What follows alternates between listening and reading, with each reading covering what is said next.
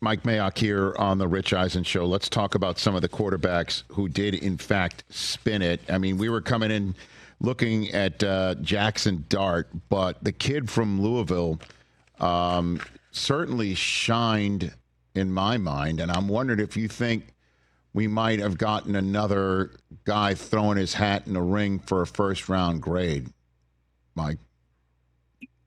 Yeah, this is what this process to me is all about. I don't know if you saw the interview that Peter Schrager had with Sean Payton. Oh, yeah. The interview to me was a really good job by Peter. Was Sean basically said, hey, I didn't think that Bo Nix had a particularly impressive combine a year ago. And at this time last year, Bo Nix was apparently not their guy. And I think it's really important for fans and people to understand that at this point in the process, you really don't have a guy. You're still answering all the questions, especially at the quarterback position. So you put yourself in Sean's head, and he's going, yeah, Nix wasn't all that impressive at the combine. But beyond that, he liked his tape. I'm sure they worked him out privately, spent a bunch of time with him, and came out of that whole process with like, wow, this kid could be our guy. He's the right fit for Sean Payton and the offense we want to run in Denver and how we're going to go about our business. But that was the process they went through all the way up to draft day, which is what every team in the league is doing right now, Rich, right? So teams are looking at the potential cap casualties. What's going to happen to Derek Carr and Kirk Cousins? You know, what's going to happen with Sam Darnold and Justin Fields? So this whole jigsaw puzzle is going around. And I think Jaxson Dart is saying, wait a minute, what about me? I'm a first round guy. And he potentially could be, Rich. And I think he's really similar to Shedeur Sanders with the things they do well. I think they both throw with anticipation. I think they throw with timing, and they throw with accuracy. Neither of them is a dynamic athlete, yet they can make you miss and maneuver in the pocket. Both of them have to win with anticipation and pocket mechanics. Now you bring in the Louisville kid, who is now going to force me, Rich, to go back and watch some more tape on him. Okay? He wasn't even on my list back in August to watch tape of quarterbacks. And now Rich Eisen is saying, is he in the first round conversation? He's a big kid. There's some issues with all the injuries. You know, the best ability is availability. He's had one full season as a college player. He's played about 17 years of college football. Yeah, right. So at the end of the day, I think the best thing this kid has done is he's waking everybody up, people like me, people in all 32 buildings, and I'm going to go back and watch a ton of tape on this kid because he ran 4.63. He's a big, strong kid. I like the way the ball comes out of his hands. Now I'm going to go do some real homework on him. Yeah, Tyler Shuck, tallest quarterback at the combine, an eighth of an inch shy of 6'5". He and Graham Mertz tied for the largest hands, 9 3/4, which, as you know, is an important metric for a starting quarterback. He is 25. But you did, as you mentioned, he ran and he had a personality, right? He was like blowing kisses to the crowd as he was finishing his 40-yard dash. He ran it twice. Now, he ran it twice, exactly. And he had the whole thing going with the crowd. It was fun. It was fun. You know what I mean? Like, yeah. These are all things that you notice and pick up. And I'm sure he's, you know, and Kurt Warner went up to him after the workout, and you could see he was listening intently to what Kurt had to say. So, you know, I mean, there's a lot to like about him. And certainly, we were just talking in the previous segment about a team like, say, the Giants, that could go free agent veteran quarterback and then maybe choose their next quarterback in the second round or trade back into the first round while snagging Travis Hunter.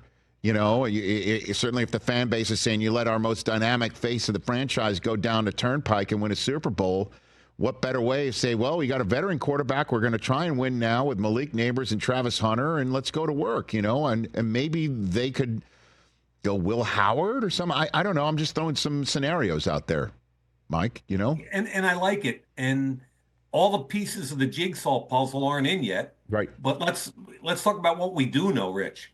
Of the first 7 teams picking in the first round, 5 of them have heavy quarterback needs. And if, let's just say that Cam Ward and Sanders go in the first 7 picks, right? Now, I happen to think Dart might make his way back into that first round somewhere. I think there are just too many quarterback needs, and we've seen too often in the NFL draft where people say, hey, he can fit for us. He's our guy. Now, the intriguing thing is, like a week ago, Rich, we were talking about the LA Rams and Matthew Stafford, right? Stafford is now back with the Rams, but they might take a quarterback in the 2nd or 3rd round. Seattle could take a quarterback in the 2nd or 3rd round. Depending, Pittsburgh could take a quarterback in the 2nd or 3rd round. And that's not even including the quarterbacks that we talked about at the top end that get shut out for quarterbacks with all those quarterback needs. So it's not a particularly deep class, but I get a huge kick out of all of a sudden seeing this Louisville kid kind of step that big foot into this process and say, time out. I'm going to force you to do the work on me. And, Will Howard, he might have tried to get cute a little bit with some of the throws he made. But again, all these guys are going to have private workouts, and then they're going to have majority of them are going to sit down with teams with the 30 meetings and spend a full day with them. And I think at the quarterback position, that's the most important thing. And I thought Sean Payton showed last year how important fit and vision are to a quarterback. And I'm so intrigued to see what happens. And let's not forget Jalen Milroe. But he won't be ready for a couple years. So let's just say both Dart, Shuck, anybody else who you might be able to be, who might be able to fit in is available at 21 and the Steelers are on the clock. What do you think, Mike? And I understand that you keep talking puzzle pieces and, free agency is right around the corner. But what do you think about that, either of these guys for the Steelers 21st overall? What do you think? I think that Pittsburgh could look at a Jaxson Dart and say, with what he does well, and we marry him to a run game and a defense, and we might have a situation that's similar to what we saw in Denver last year. And this is a talented kid. Really, he can spin it. I looked at him against Alabama in 23, and I think it was LSU last year. Those, amongst other games, he got sacked 11 times in those 2 games. Took a beating, hung in there, made a bunch of throws, but on throws over 21 yards in those 2 games, he was 2 for 16. Okay, and a lot of it was he was taking a beating, and his receivers couldn't win one-on-one. So it's really, there's 2 sides to every story here, and you got to get the fit. And could Pittsburgh pull a trigger there? Sure, but I'm nowhere near ready to say that Tyler Shuck is ready to go at 21 or anybody else in the draft.